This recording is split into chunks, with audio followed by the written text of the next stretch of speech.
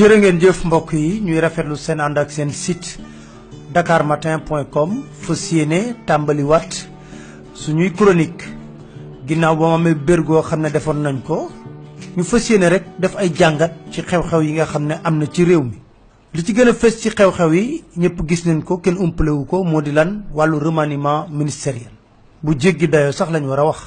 ndaxte njortoon nañ ginnaaw ba ñu defee beneen alternance président Macky Sall falu ne lañ dañ seetlu ci ay remaniement ministériel rupture dina ci am ba lépp di méngoog lu ñuy wax orthodoxie républicaine waaye lu ñu seetlu ci remaniement bi jéggi na doy na waar lool mu mel ni pëccëxoo bu réeréy lañ fi seetlu ngir nag gën koo mën a jàngat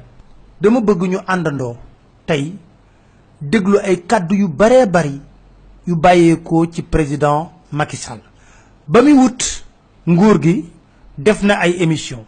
yëkkati kàddoom ñu laaj ko ne ko nañ nga gisee gouvernement ñaata nit ñoo war a nekk ci ay gouvernement ca booba am na kàddu yoo xam ne rotaloon na ko te boobu da doon wut ñu déglu kàddu yooyu. Il faut qu'on soit efficace. Vous savez, moi je suis pour l'efficience. C'est peut-être ma formation, mais dans toute chose, je suis pour l'optimisation. Lorsqu'on est élu président de la République, je crois que le premier acte majeur après la prestation de service, c'est de s'occuper du gouvernement. C'est de nommer un premier ministre. Et il faut qu'il soit représentatif de l'espoir et de l'espérance que les Sénégalais vont placer en nous. Il faut qu'on sorte du cadre fondamentalement partisan. C'est-à-dire ne pas être enfermé par nos partis et notre coalition. Il faut essayer de rechercher le meilleur pour proposer aux Sénégalais une voie nouvelle. C'est pareil pour le gouvernement. Il faudra vraiment un gouvernement de large rassemblement, mais restreint dans son nombre. Alors, nous travaillons sur des chiffres, mais vous savez, je ne veux pas avancer des chiffres, mais ce qui est sûr, c'est qu'on ne fera pas un gouvernement de plus de 23-25 membres. Ça, c'est clair. Donc, parce qu'on va rester dans l'efficacité. Kaddu Macky Sall yi mi ngi ko rotaloon ci benn émission bu amoon ca Walfadjri ñu laaj ko mu ne bu ëppee ba ëpp ñaar fukki ministre ak juróom doy na ci gouvernement bu mën a yor Sénégal moom ci ay projection calculé na ko natt ko ba xam ko ak ay xeltukatam yamul ci loolu ba tey jii ci ay kàddoom ba muy wut nguur gi am na la mu waxoon ba yokkut ci lu baree bari jëm ci nguur nu muy dundee maanaam train de vie de l'État alal ji ñuy pasare ñu war ko yaxanal bu baax a baax moom président Macky Sall am na yenn kàddu yum ci rotaloon ba tey jii dañuy wéy déglu président Macky Sall. Si je suis élu président de la République, je puis vous dire qu'il y aura une réduction drastique du train de vie de l'État sur tout ce qui est superflu. Nous n'allons pas continuer à entretenir des structures qui ne servent à rien. Nous allons optimiser. L'optimisation va faire partie du lot quotidien des outils de gestion de l'État. Et nous ferons en sorte que, par exemple, un certain nombre de structures comme certaines ambassades, qui ne présentent pas forcément un intérêt immédiat, mais nous pouvons optimiser en supprimant certaines et en rattachant les missions, bien sûr, à d'autres. Il y a près de 80 agences qui toutes ont des budgets de fonctionnement, qui toutes ont des budgets, ce qu'on appelle les head office,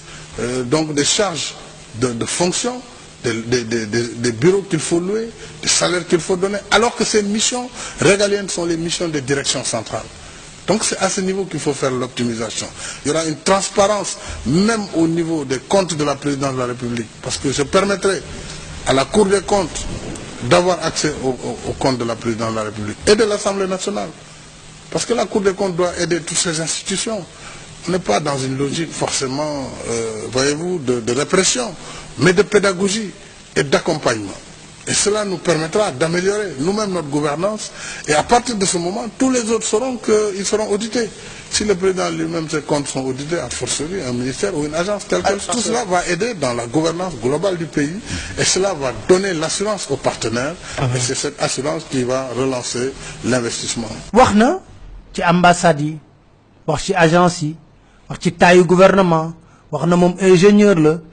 day optimiser li mu gis moo di nguur gi war nañ yaxanal xaalis bu baax a baax ngir mu dem ci fa mu waru dem ci askan wi loolu yëpp kaddu kuy wut la te wala fi dañuy faral di wax ne jikko wut kat du jikko kaddu wut kat timit du kaddu xaaral ba mu am ba noppi kaddu wut kat du kaddu jikko wut kat du jikko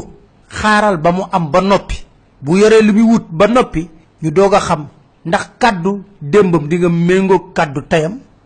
ndax jikko dembam dina mengo jikko tayam manam li ñu wax ne promesse électorale ku ko gëm ya xam ndax lu ci ëpp ay naxé mbay la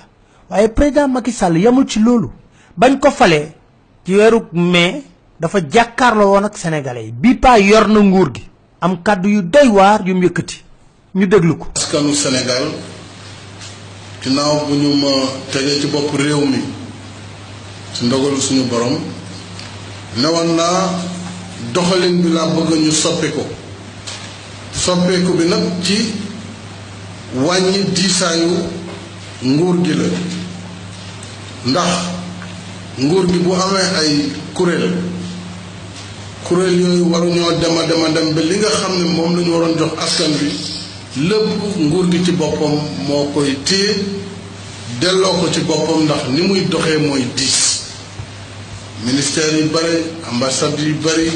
direction yu bare lépp lu waroon dem ci askan wi ci wàllu ngeneel moo xam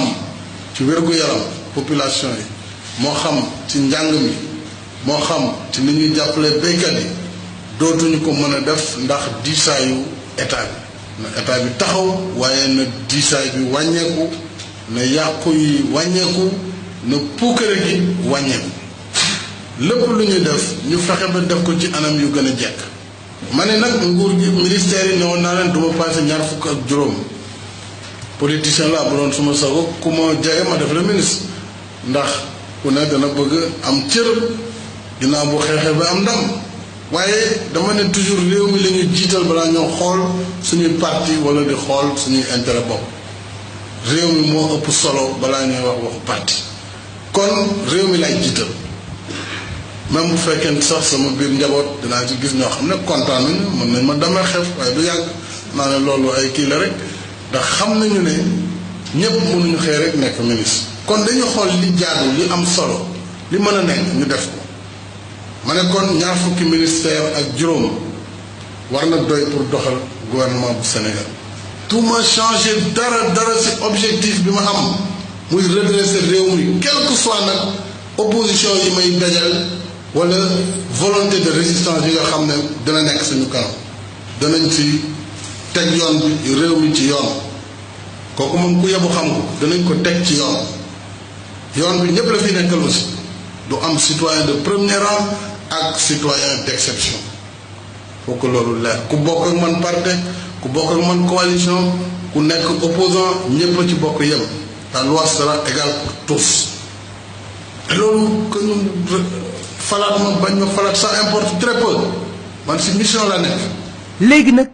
laaj mën a jib ban ci Macky Sall lañ war a mën a gëm Macky Sall léegi wala Macky Sall bu démb ak bu bërki démb ba sax am na benn góor goo xam ne dama doon waxtaan ak moom mu ne man dama gëm ne dañoo weccoo Macky Sall ma ne ko looy wax ni mu ne ma déedéet ndax nit munta wax kàddu yi sariwul ginnaawam nekk fii boo gestoo daj ci kay suba teel di def safaanu lépp lu mu digoon sénégalais yi rawatina ci li nga xam ne moom la wax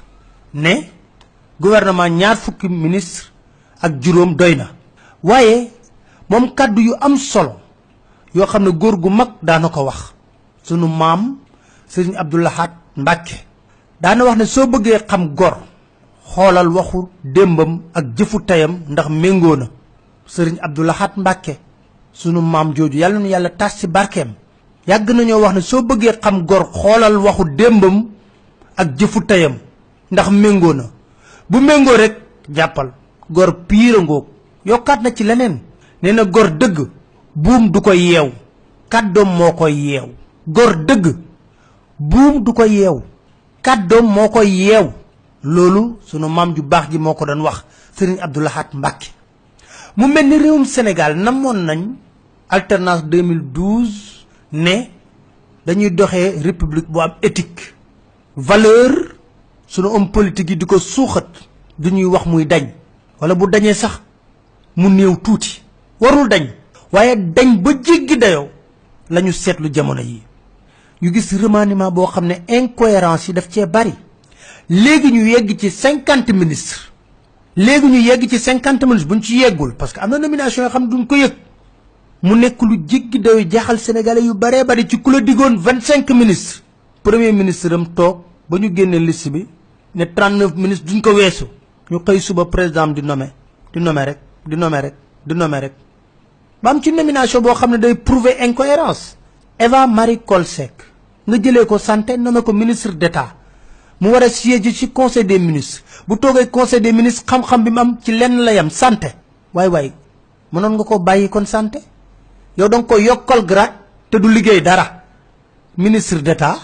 mu yor bureau ñu koy fay du def dara kon mënoon nga ko bàyyi ministre de la santé ndax xam-xam boobu rek la Eva Marie Coll Seck yor ay incohérence yu baree bari moom moo am ci mbir mi ku yëngatu yuuxu wax ñu nommé le ministre boo dëgëralee kàddu yi ba mu dëgër ñu yokk ci gato bi lan ci d'état ministre d'état te ministre d'état ci administration dafa am lu muy tekki ci temps Senghor temps Abdou Diouf du ku jóg rek ñu tabal la gratu ministre d'état am na lu mu dañ tekki ci administration waaye léegi ku jóg doon ministre li ñuy wax ne dafa am nivellement par le bas totoo tàpp paate yi ñi nga xam ne daanaka seen jàng soriwul seen CV dañ ko traficoté lu baree bari ñoom ñëpp enquête de moralité dara du ci am dañuy nommé ministre mu mel ni doon ministre cartable golo la garab boo dem fekk ko fa doon ministre cartable golo la garab boo dem fekk ko fa na nga mën a yéeg rek boo yéegee rek doon ministre rax ci dolli ñu gis loo xam ne lu doy waar jéggi dayoo jaaxal ñu ku ñu folli nga yor sa làmmiñ ratatatatatatatat mel ni ay ballu fital mel ni robinet gu ñu ubbi yàgg naa wax fii ne ñun ñuy critiquer président Macky Sall di ko teg ci objectivité ak dal ak tey ak yar ñi nekk ci gouvernement bi nga xam ne ñoo gënoon rëy làmmiñ ji yuuxu di ñu saaga di wax yëpp ñoo ñëpp dañ leen sexal la ñu sex moo tax ñuy wax mais gëmuñu Macky Sall faale wuñ ko toppatoo wuñ ko respecté wuñ ko la preuve ku mu tekki sa ndombal tànk nga wër ci média bi yàq ko loo xam ne ñun dañ def ñuy métti kon ñooñu bu ñuy wax du gëm Macky Sall moo tax ñuy wax de seen ndombay tànk seen sànqal seen muraake moom lañ bëgg a sàmm moo tax ñuy ratatat di wax mais du gëm vision Macky Sall du gëm nitu Macky Sall parce que ki nga xam ne wax fa dëgg neex yàlla bam lay fal askan wi yëpp neewoon ne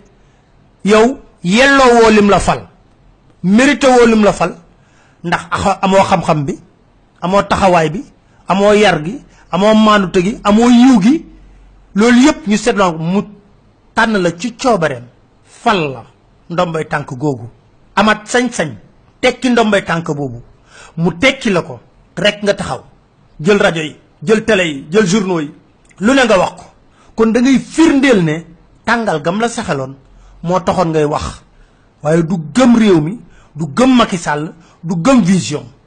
te loolu mooy dëgg seetlu leen bu baax li may wax seetlu leen ko bu baax a baax jarul may tudd tur xaayaan ku dégg séeréer ñëpp di fëgg dënn war naa doon ministre parce que cartable golo la garab boo dem fekk ko fa koo xam ne sa jàng matul sax gis nga koo xam ne yaa ko tane ñu fal ko ministre ministre moo amatul benn way benn tekki prestance amul tey jii kan moo mën a citer une identité remarquable ci gouvernement bi ñun ñuy journaliste sax mënuñu la citer nombre de ministres yi ak fonction yu ñu occupé normalement ndax tur yee jaxasoo mu mel ni suppu kànje mu nekk lu doy waar beneen mbir bu doy waar mbiru Aliou Sall Sénégalais yi dañ doon joytu lu mu duggee par infraction ci nguur gi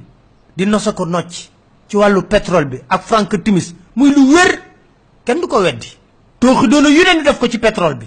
OFNAC di enquête mu leer ma na enquête OFNAC boobu du féetee fenn dinaa ci dellu si ndax am na kuy liggéey Satar koo xam ne këram enquêteuru OFNAC yi daanan fa daje ak nday ji mbill ji Aliou Sall moo tax ma ne enquête boobu du mujjee fenn classé sans suite lay doon enquête OFNAC boobu waaye Aliou Sall président Macky Sall da nga mësoon a wax dara ci ci benn interview dama koy lire intégralement dañ la mësal laaj mbiru Aliou Sall ci benn interview nga ne yow yaay wax de je ne mêle jamais ma famille à la gestion du pays. Si mon frère a été amené à être cité dans des affaires de société privée, c'est parce que je lui avais justement indiqué très clairement dès ma prise de fonction qu'il ne bénéficierait jamais de ma part d'un décret de nomination, notamment en raison de l'histoire récente du Sénégal entre Wade et son fils, et parce que je ne voulais pas être accusé de népotisme. Je lui avais même conseillé à l'époque d'essayer de voir dans le privé. Ma tekki ko ci wolof nga ne sa famille doo ko mës a dugal ci yoreenu réew mi bu nekkee ne sa frère dañ ko dégg ci wàllu société privée parce que temps yooyu Aliou Sall mi ngi yëngatu ci wàllu pétrole bi c'est parce que yow yaa ne ko ba nga jëlee fonction président de la république yow yaa woo Aliou Sall na ko bu mës a xalaat benn yoon ci sa nguur nga jël sa xalima signé benn décret de nomination doo ko def tey doo ko def suba ndax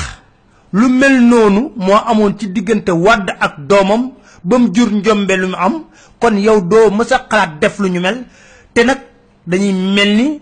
séddale bukki bii njuur bii sàmba bu ci këcc teg ci loxo népotisme ngay bañ ba tax yow sax yaa ko conseillé ne ko mu dem ci privé bi yow yaa waxoon loolu président Macky Sall waxeet am na foofu ndax signé nga décret bi waxeet amaati na foofu dañ war a waxeet ci mandat waxeet ci nombre de ministres waxeet ci Aliou Sall yow yaa signé décret nommé ko caisse de dépôt et de consignation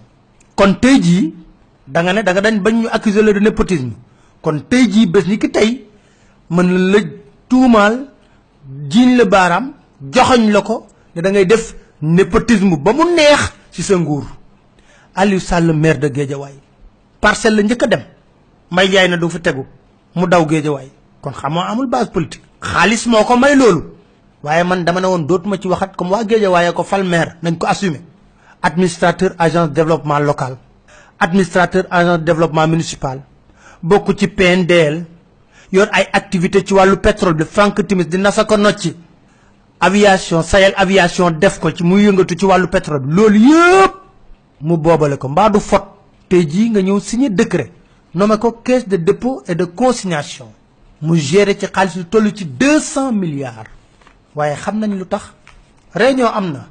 yow ak moom Aïda Sow Diawara ak ñeneen mu ne la président man amatuma dara kër gi ma amoon sax jaay naa ko foog nga dimbale ma tey jii fi nga ko teg bërëb bu gaaw pour am xaalis la 200 milliards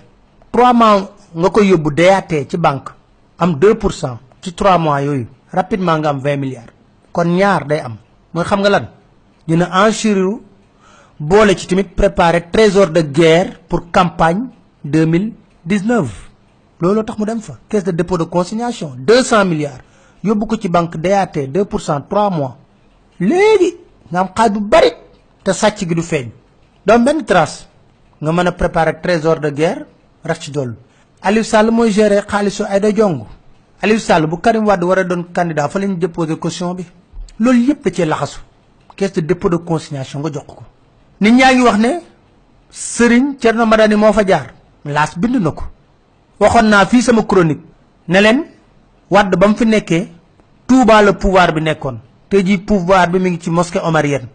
nañ dem ba ci kanam di ci kanam rawli bët waaye président li nga def ci Aliou Sall bu la ko constitution mayee sax laa wax mu may la ko mais jekkul tegganuwul rafetul décence ak éthique dàq na ko sip na ko décence ak éthique dàq na ko sip na ko du lépp luñ la may bu nekkee ne yiw mayu la ko rafetul ci gis-gis danga koy jombale sa bopp boobu nag moo lay may lu bari ci naw gi la askan bi war a naw beneen mbir bi tamit ñu bari dañ koy wax président sa fal yeeg xam nga lépp lu ko indi ñu bari dañuy wax ne ñàngal bi ngay ñàngal caractère bi ngay wane boo génnee di fëgg dina di wax loolu yëpp habillage la da nga affectif trop ba mu doon faiblesse bi dem na ci ba koo wàcce soo dégloo bu baax a baax ay kàddoom ci sa soxna la jëm koo wàcce mu ne je n'accepterai jamais que famille bi jël pouvoir bi kenn ki ne dañ maa jaxaseeg soxnaam si moo tax ñu dàq ma maanaam kon sa soxna li Mbagnick Ndiaye doon wax day am doole lool ci nguur gi su ma déggoo ñun dàq ñuy wax damay analyser ñoom la ñu wax en filigrane boo déggoo seen kàddu ñu bari ñu ci dàq koo ci déglu lire interview am loolu la lay wax dañ ma booleeg Marème Faye Sall waaw booleeg Marème Faye Sall bu la président wóoloo kay ci ndombay tànk yi amul benn problème mën ngaa xuloog Marème Faye Sall mais président wóolu la ci sa liggéey bàyyi la sa liggéey amul benn problème waaye ku xuloog Marème Faye Sall jàpp nga ne yow dañ lay dàq ci nguur gi am na ñu falu ñu ne ñi ay boys Marème lañ dana naqadee weddi kon ñu ne ñàngal beeg fëgg ci table yëpp habillage la mais am nga caractère boo xam ne faiblesse la affectif la de telle sorte que da ngay fal rek am na ñoo xam ne sax dañuy làqat du ko fal ndax coow li dafa bari waaye dañuy wax ne état kenn du ko yor ak faiblesse ak état d'âme déedéet il faut être froid quand on gère une république quand on gère un état sauvegarder les intérêts de la république boole ci lépp nag ak éthique parce que di wax muy dañ rek di wax muy dañ rek di wax muy dañ rek bu yàggee sa kàddu boo waxate ñu ne ki di ay kàddoom jarta dóor sa doom ndax ci mujjantal ga dara du ci am ci la mu wax kon di leen sant di leen gërëm di leen dellu siwaat nag ci ministre yi nga xam ne nommé nañ leen benn par benn ku nekk def ci jàngat kon di leen sant di leen gërëm di leen dig daje seen beneen chronique seen site dakarmatin.com incha allah